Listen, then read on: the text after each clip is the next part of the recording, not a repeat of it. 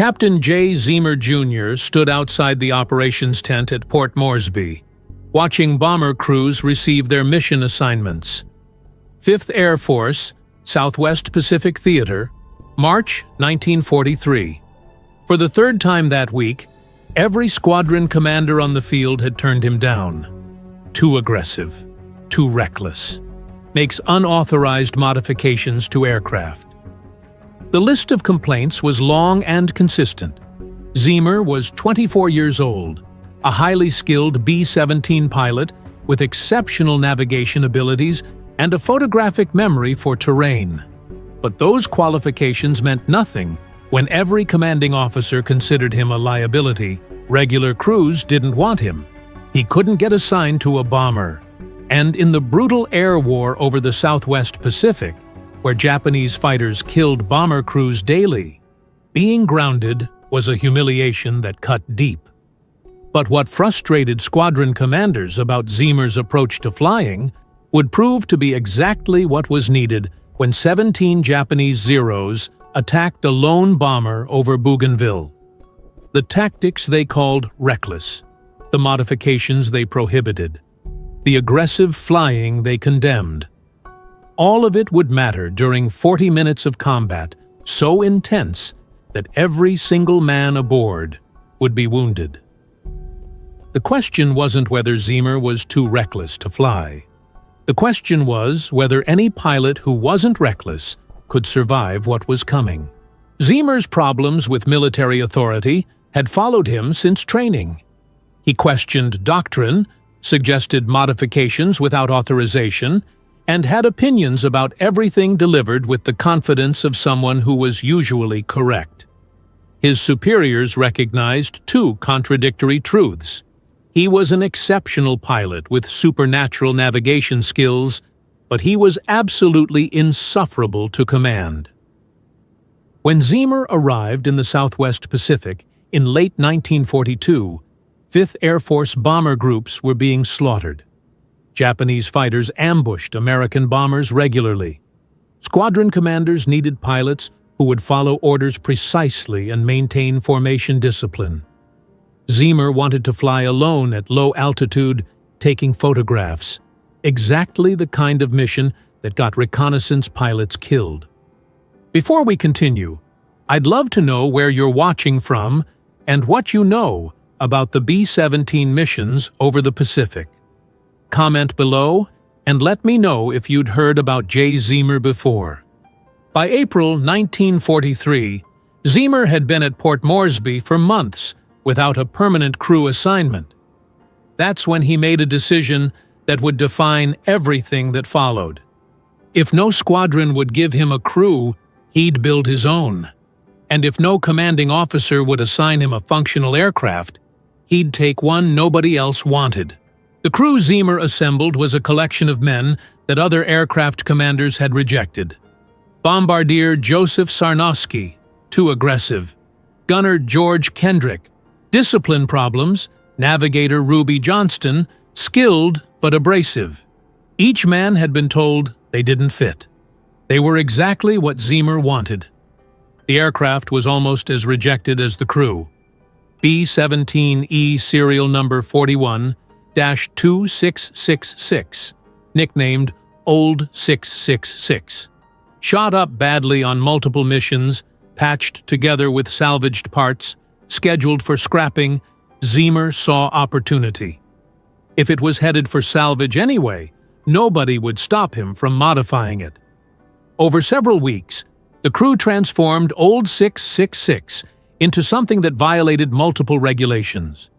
They installed additional machine guns, far more than standard B-17 armament, reinforced the nose compartment, added ammunition capacity. The result was a bomber that could defend itself like a fighter. Squadron commanders noticed but didn't intervene. The attitude was simple.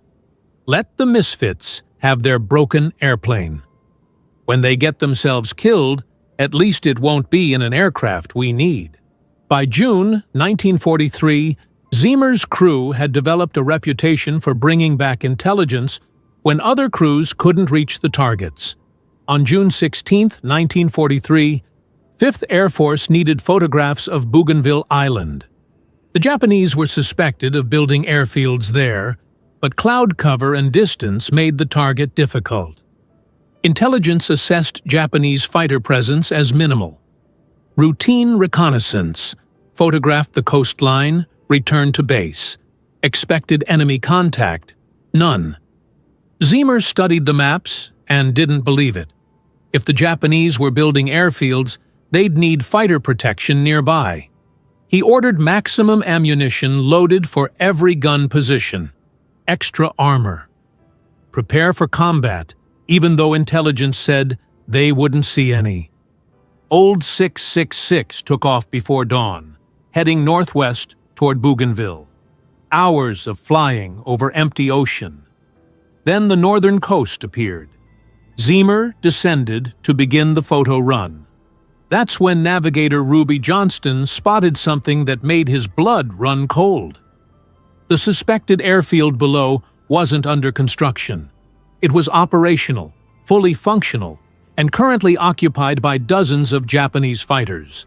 The Japanese airfield at Buka wasn't just operational. It was one of the most active fighter bases in the Solomon Islands. Old 666 had just flown directly over it at 8,000 feet, photographing everything intelligence had been catastrophically wrong. This wasn't a lightly defended reconnaissance target. This was a hornet's nest. Below them, Japanese pilots were already running toward their fighters. Mitsubishi A6M0s were starting their engines. Within minutes, Old 666 would be facing a swarm of the most maneuverable fighters in the theater, and the nearest American air support was over 600 miles away. Zemer made instant calculations. They couldn't outrun Zeros. They couldn't outclimb them. Their only advantage was firepower and the modifications they'd made to Old 666. The extra guns, the additional ammunition, everything squadron commanders had criticized as unnecessary was about to be tested. Within 10 minutes, 17 Japanese fighters were climbing toward them.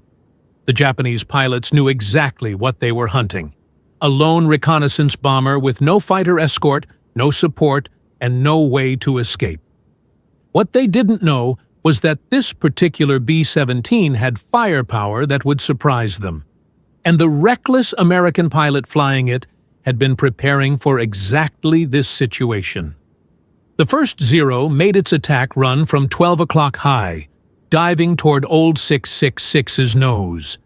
But Zemer had reinforced the nose compartment and added guns specifically for this scenario. Bombardier Joseph Sarnowski opened fire with twin 50-caliber machine guns.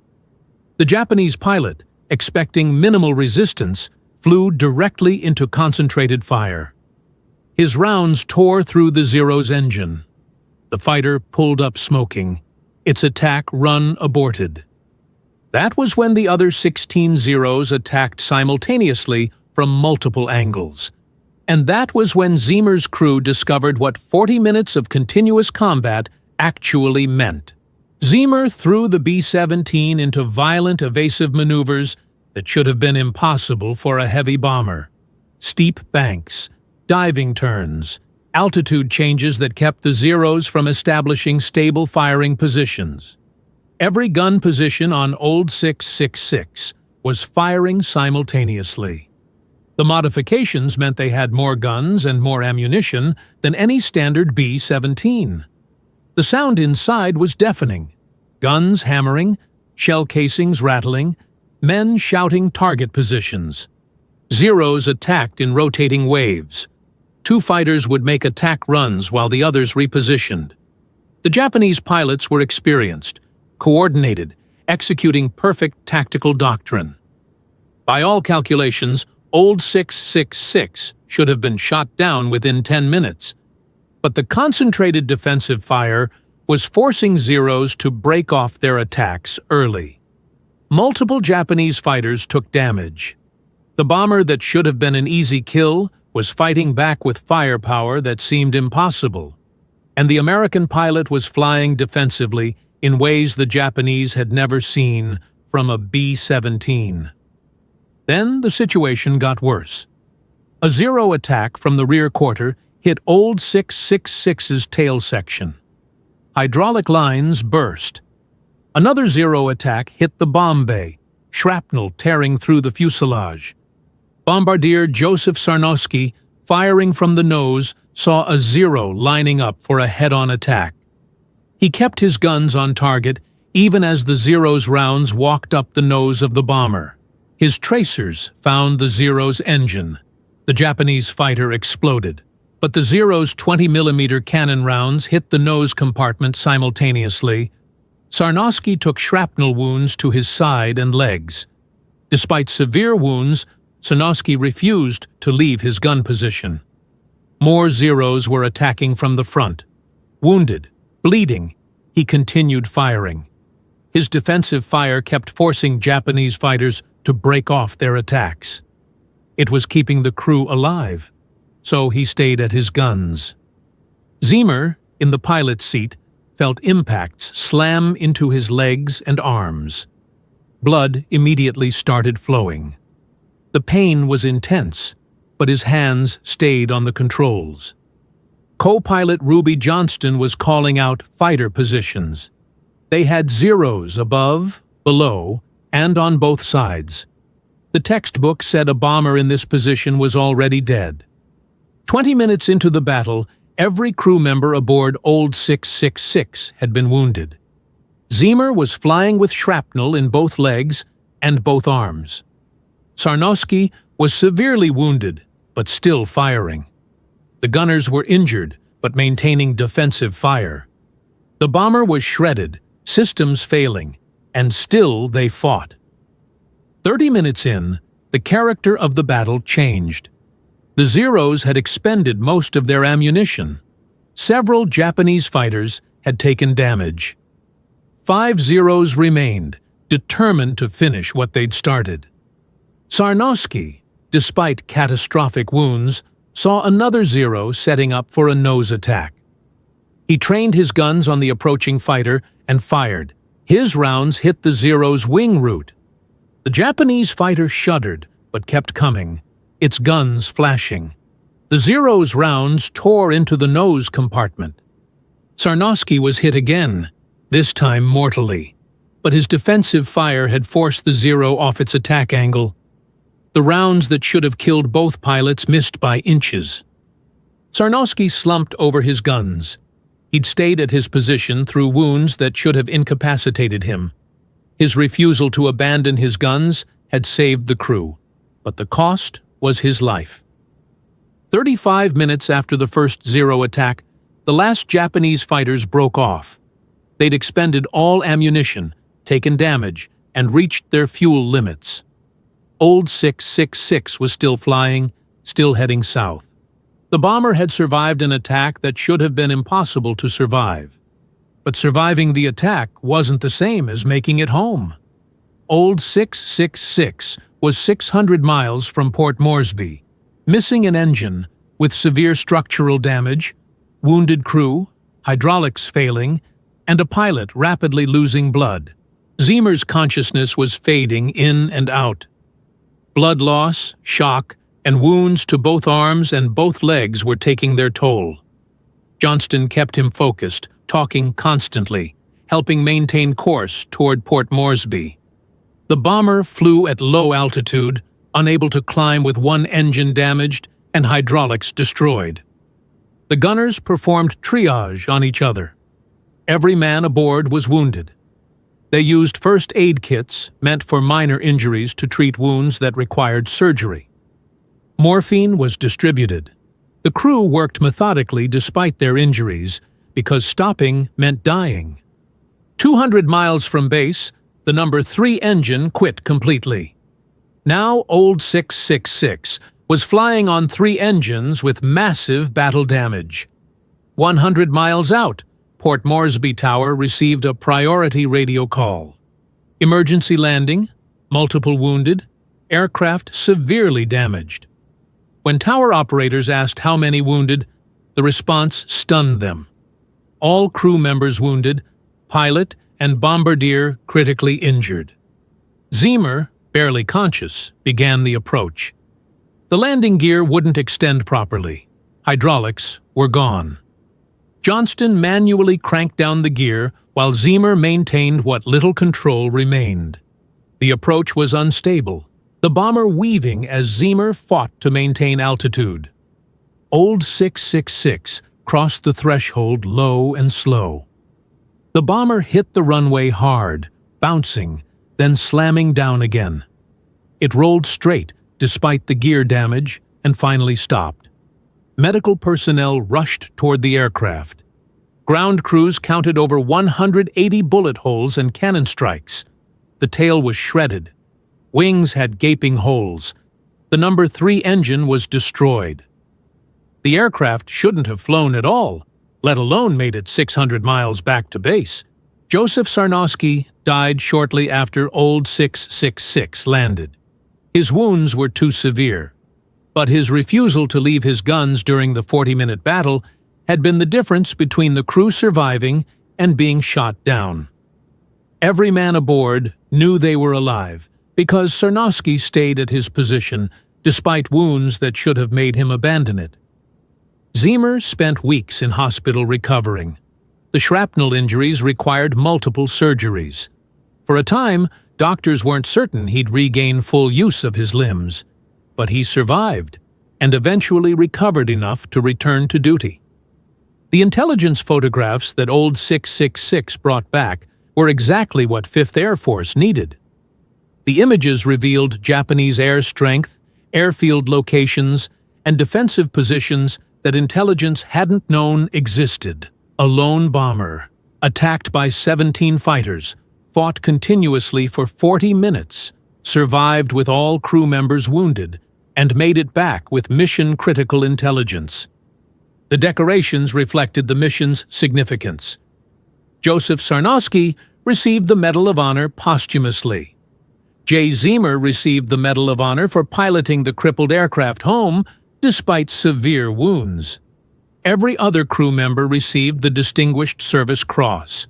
Old 666's June 16, 1943 mission became the most decorated single mission in United States Army Air Force history.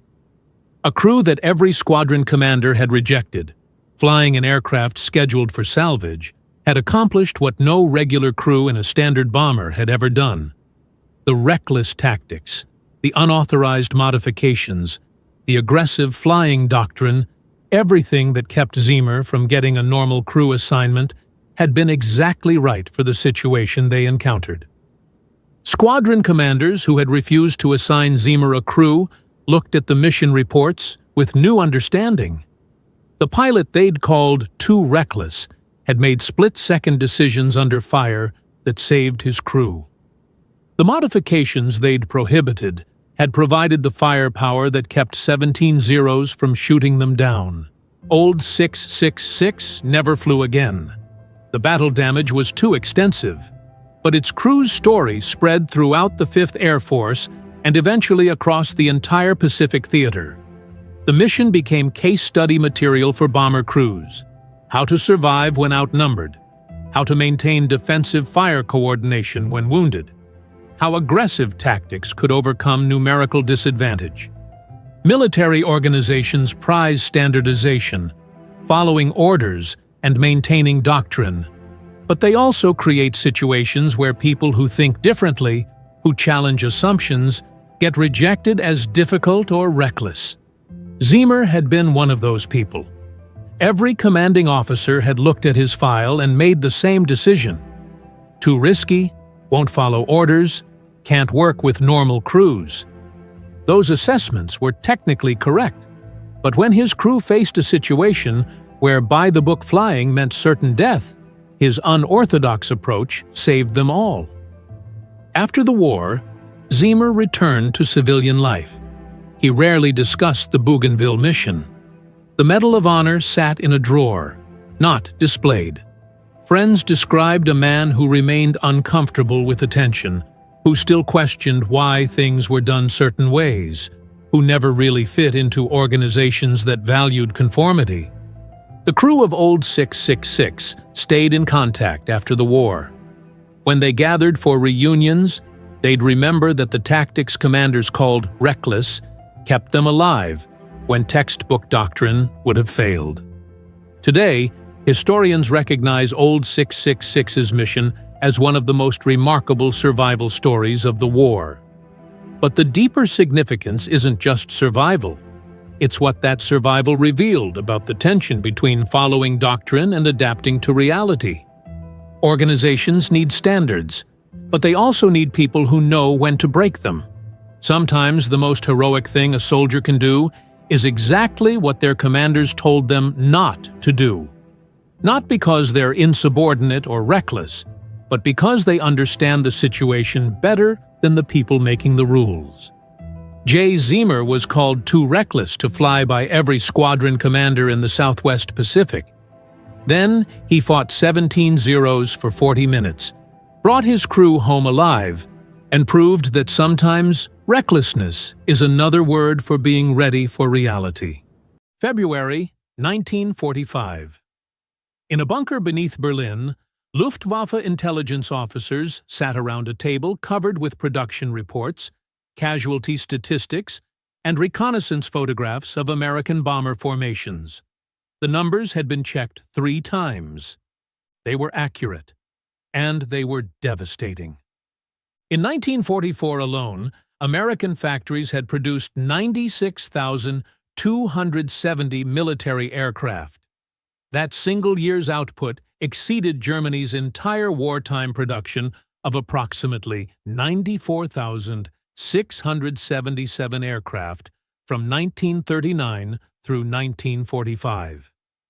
The officer presenting the report paused, watching faces around the table process what this meant.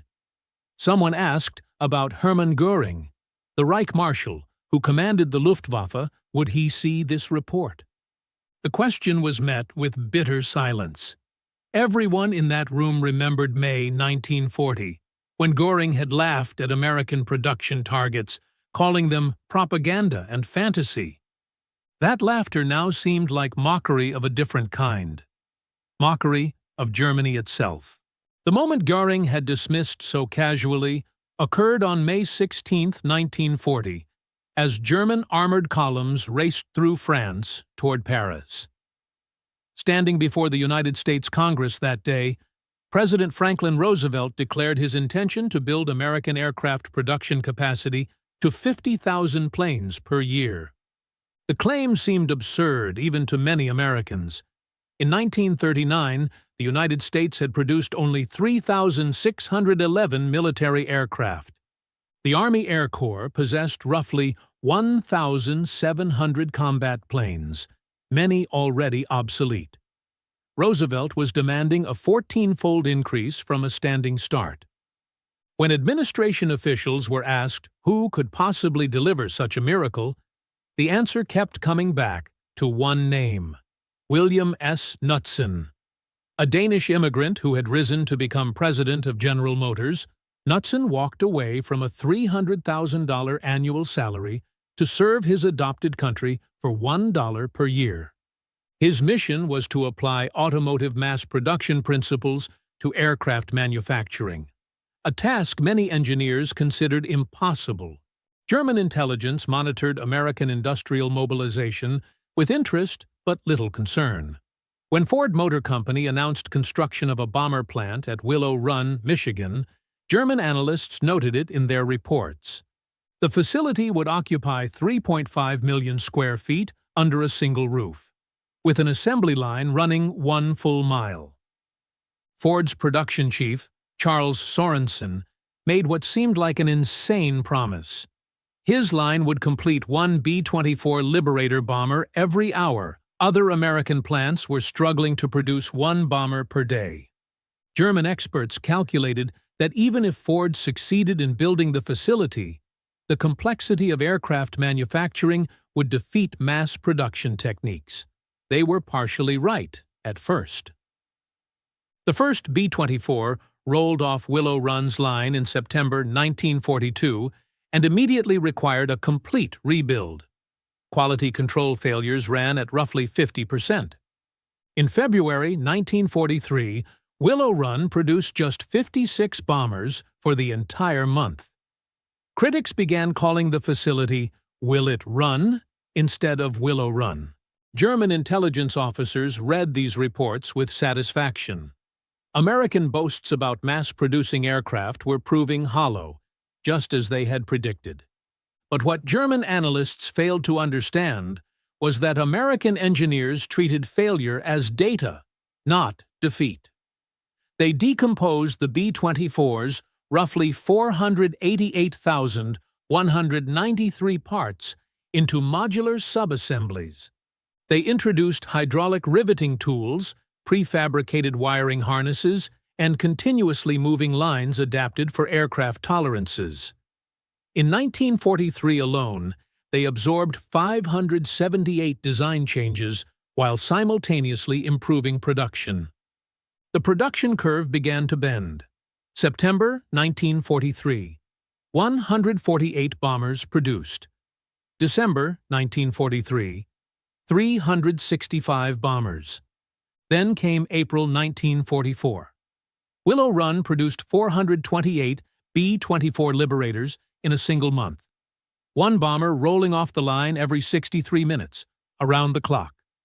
Sorensen's impossible promise had become reality. And German intelligence could no longer dismiss the reports as propaganda. While Willow Run was hitting these stunning production milestones, German Fighter Command in Berlin was reading intelligence reports that revealed a far broader catastrophe. American aircraft production wasn't limited to one factory or one aircraft type. In June 1943, Germany had produced approximately 800 fighters total, every factory running at capacity. America produced 2,200 fighters that same month. But the numbers were even worse than they appeared. Of those 2,200 American fighters, roughly 900 were aircraft that had been written off as total combat losses but were repaired and returned to service in under 3 weeks. Germany had no repair infrastructure at that scale. A damaged fighter that made it back to base might wait months for parts that would never arrive. American damaged fighters were being rebuilt faster than Germany could produce new ones. The contrast revealed fundamentally different approaches to warfare. German doctrine: build the best aircraft, train the best pilots, fight until death or glory. American doctrine looked different entirely. Build adequate aircraft in overwhelming numbers. Train adequate pilots in overwhelming numbers. Create a system where neither aircraft nor pilots had to be the best, because you could always send more.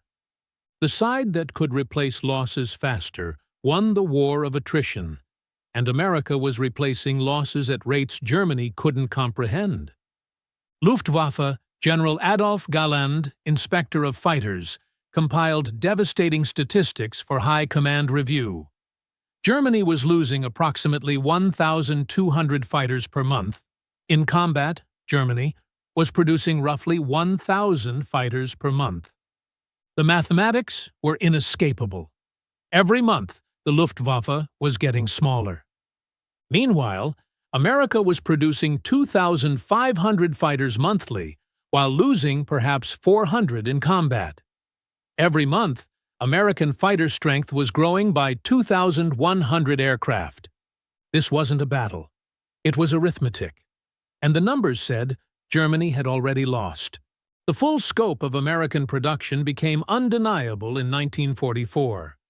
That year, American factories produced 96,270 military aircraft total. The breakdown was staggering.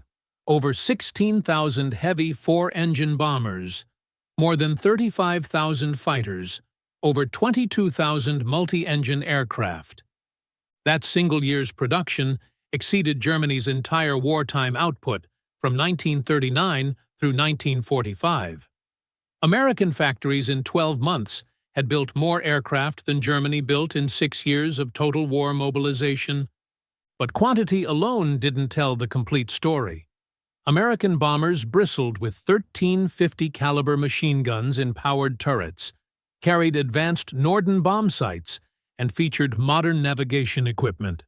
By contrast, German fighters in late 1944 were increasingly launched with partial ammunition loads because Germany couldn't produce enough bullets. Many lacked reliable radios, a crippling handicap in coordinated air combat. German pilots were flying technically sophisticated aircraft that had no ammunition and couldn't communicate with each other, while American pilots flew slightly less sophisticated aircraft with unlimited ammunition and perfect radio coordination. German pilots began reporting experiences that High Command initially refused to believe.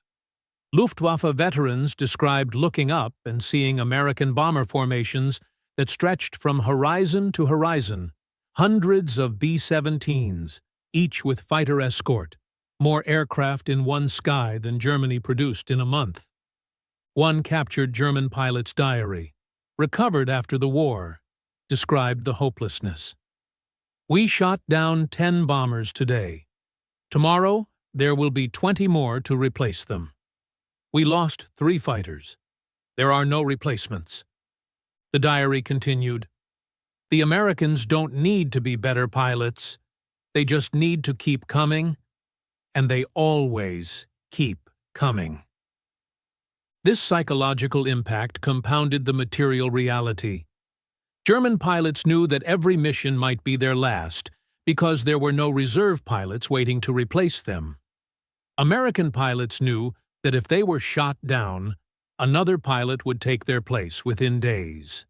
The training pipeline disparity was equally devastating. German pilot training programs were producing perhaps 100 new fighter pilots per month, and these pilots had roughly 200 hours of flight time due to fuel shortages. America was training thousands of pilots monthly. Their initial training was less intensive, but the sheer numbers meant American losses could be replaced immediately. By early 1945, the final statistics were becoming clear to German commanders, even if they couldn't share them publicly.